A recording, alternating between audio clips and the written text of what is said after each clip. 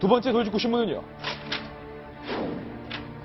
오늘 검찰이 박근혜 전 대통령을 비롯한 최순실 국정농단의 관계자들을 모두 기소하는 날입니다. 수사를 사실상 오늘로써 마감을 하고 이제 재판에 넘긴다라는 의미이기도 한데요. 이 뉴스 전해드리기 전에 오늘 저희 돌직구쇼의 공식 자문 변호사 송강원 변호사님 나오셨는데, 아니 우병우 전 수석에 대해서 본인이 판사라면 영장 검토하는데 1시간도 안 걸리다, 무조건 99.9 구속이다라고 두 차례나 강조하셨는데 어찌된 일입니까 이거? 저도 후회해요. 아, 후회한다. 네. 사실은 저도 소망했고 아마 이 TV 보시는 시청자들도 아마 저하고 같은 공감대가 아니었을까요? 왜냐면 대한민국 검찰이나 우리 한국의 부패를 생각하면은 마지막 그 작업이 우수석의 구속영장이었는데, 뭐 뜻하지 않게 이게 어쩔 수 없잖아요. 법원 판사가 그러는데. 그러나 조금 저는 이건 채널A나 돌직구쇼의 의견이 아니고 개인적인 이 송강훈의 내가 생각을 한번 말씀을 드린다고 하면은 좀 판사님이 좀 섭섭해요, 사실은요. 영장 담당 판사한테. 네. 이제 제가 기록을 전체로 못 보고 자세한 그 내용을 못 보는 그 한계는 있지만 지금까지 우리는 수개월 동안 굉장히 공부 많이 했거든요. 예. 이렇게 저렇게 해서 이석수 그 특별감찰관 그 눌러서 내려앉힌 그 건 하나만으로도 형 어디 아파? 저는 나 같으면 그거 하나라도 나는 발부할 수 있는 거 아니에요? 100%다 구속은. 저 같으면. 예. 예. 그런데 공교롭게 고영태 씨 관련해서 또 그 판사가 또 영장을 발부했어요. 저 같으면 어떻게 했어요? 고영태. 저 같으면. 반대로 했겠죠.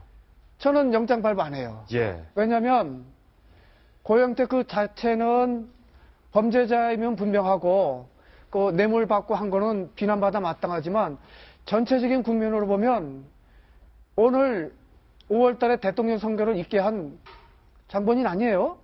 그렇게 보면은 일단은 불구속해서 처벌하든지, 저 같으면 검찰이라면 저는 기소유예합니다. 예. 네.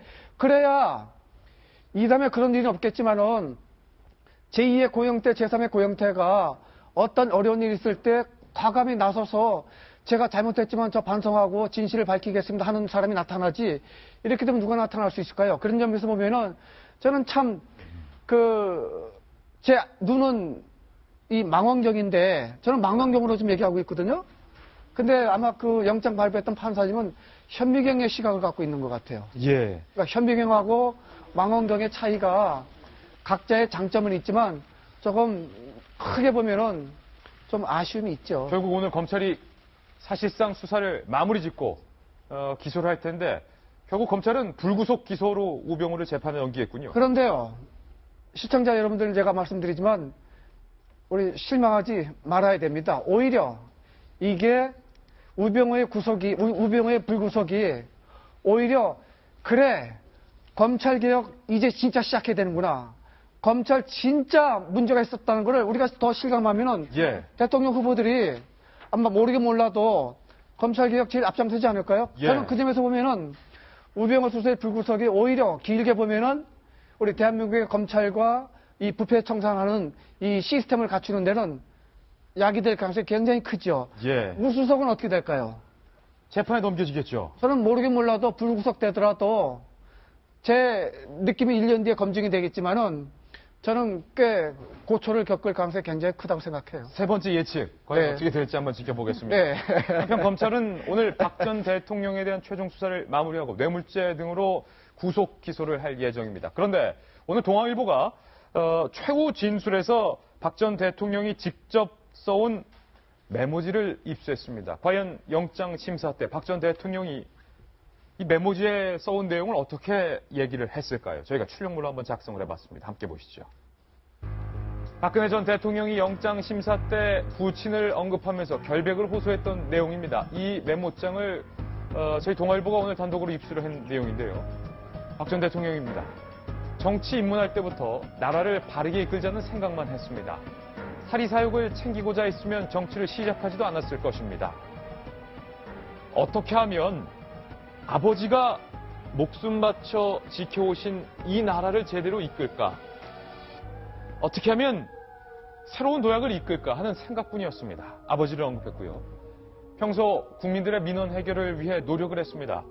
아버지 때부터 청와대까지 오는 민원은 온갖 곳을 거쳐도 해결이 안 돼서 마지막에 오는 민원이므로 하나하나 애환이 담겨 있다. 이렇게 배웠습니다. 그러면서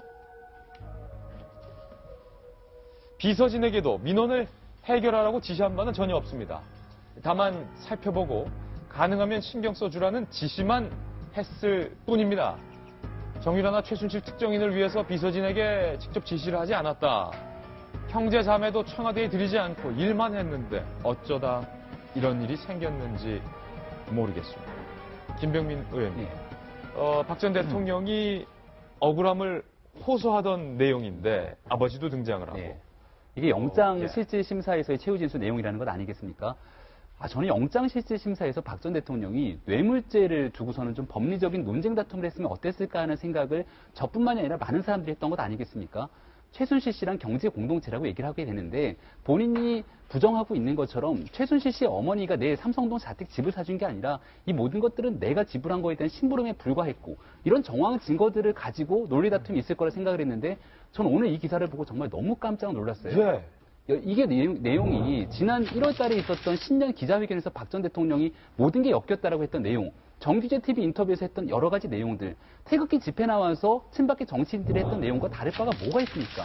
이건 법정에서 해야 될 진술 내용이 아니라고 보고요. 아버지를 언급한 부분이요. 그리고 이 민원에 관한 부분이 아마도 그 현대차인 아프만 그 KD 코퍼레이션에 관한 내용들 때문에 이런 얘기가 나온 것 같은데 사실상 정말 이 기사를 보면서 뼈아프게 눈물을 흘리는 사람들 있지 않겠습니까? 세월호 참사 이후로 유가족들이 청와대 가서 박 전 대통령 한번 만나겠다고 했던 그런 분들이 사실은 이곳저곳 다 거쳐서 되지 않는 사람들이 정말로 마지막 하나의 희망을 가지고 박 전 대통령 만나자고 했을 때 그런 분들의 민원 들어주셨어야 돼요. 근데 그런 것들을 하지 않는 상태 속에서 지금 소위 말하는 최순실 씨의 민원을 가지고 이와 같은 어머니 유경수 여사가 늘 얘기했다는 것 아니겠습니까? 청와대에 오는 민원은 정말 마지막에 오는 민원이니 이걸 다 들어줘야 된다는 얘기들을 가지고 정치적 의견 개진하는 건 저는 이건 전혀 바람직하지 않다고 보고요. 앞으로 법적인 진술 판단뿐만이 아니라 정치적인 상황에서도 결국 환영받지 못하는 그런 내용이라고 봅니다. 박 전 대통령이 이 메모를 보면요. 앞에 이 두 부분이 좀 눈에 띄는데 윤태구 실장님. 정치 입문할 때부터 나라를 바르게 이끌자는 생각만 했다. 사리사욕을 챙기고자 했으면 정치를 시작하지도 않았을 것이다. 이 부분은 구체적으로 좀 파고들면 결국은 최순실 씨가 소위 해먹은 거지 나한테 일전 한 푼 온 것은 없다. 나의 사리사욕을 챙긴 것은 없다라는 부분을 강조하는 것 같고 이 뒷부분 어떻게 하면 아버지가 목숨 바쳐 지켜오신 이 나라를 제대로 이끌까 이런 생각뿐이었다라는 것은 억울함과 결백을 좀 강조하는 건 아닙니까? 이게 좀 두 가지로 나눠보고 싶은데요. 변호 전략. 이번에 유영아 변호사하고 뭐 한 분만 남고 다 나갔지 않습니까? 해임이 된 건가요? 이 유영아 변호사의 변호 전략을 그냥 그대로 쓰고 있는 것 같아요. 일단 가치 평가를 떠나가지고 그 적절한가라는 부분에 대해서 저는 만약에 이런 기조로 향후에 이제 오늘 기소 당할 거 아닙니까? 그럼 재판이 진행되잖아요. 재판정에서조차도 이런 기조로 나간다면은 정말 박 전 대통령은 후속뿐 아니라 중형에 대한 선고를 피하기 어려울 것 같다. 이런 생각이 들고 두 번째 이렇게 내용으로서는 뭐 첫 번째 단락 그렇게 생각합니다. 저도 정치 입문할 때 누가 무슨 나쁜 짓 하자고 하는 사람이 극소수 있을 수 있겠지만은 아니 대부분은 좋은 마음으로 다 시작하시는 거죠. 하다 보니까 뭐 현실적 어려움도 있고 뭐 이런 것인데 근데 그 뒤에 걸 보면은 아버지 제가 그때도 한번 말씀드렸는데 검사가 되게 황당할 것 같다. 수사받다가 막 그런 이야기 하면은 뭐 그래서 어쩌란 말이지 나보고 이런 생각이 들 건데 영장실질심사 때도 영장실질심사 판사가 이제 저런 이야기를 듣고 그래서 뭐 어떠란 말인가 싶었을 것 같아요. 그 입장에서는 법만 해야 되니까. 갑자기 이게 무슨 뭐 나보고 어떻게 하라고 이런 말씀 하시느냐는 거고 이 민원의 애환이 담겨 있다. 이건 저는 아주 황당한데 박 전 대통령이 주로 처리한 민원이 KD 코퍼레이션 그다음에 그 김영재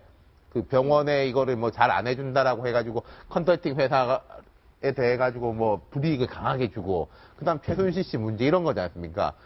그 중에 어떤 게 하나하나의 애환이 담겨 있는지, 예를 들어서 민원은 무슨 어떤 미담이 있을 수 있죠. 아까 김 의원님 말씀하신 건 세월호 유가족이라든지, 무슨 어떤 이제 어린이집이 이제 어려움을 겪고 있는데 이런 걸 해결해 준다든지, 그런 게 나온 게 단 하나도 없어요. 박 전 대통령이 이제 저 정호성 비서관한테 줄을 전달하거나 안종범 수석한테 전달한 민원은요, 더 할 말이 없네요. 애환이 담겨 있지 않다. 이 뒷부분에 계속 보면 이 칼럼.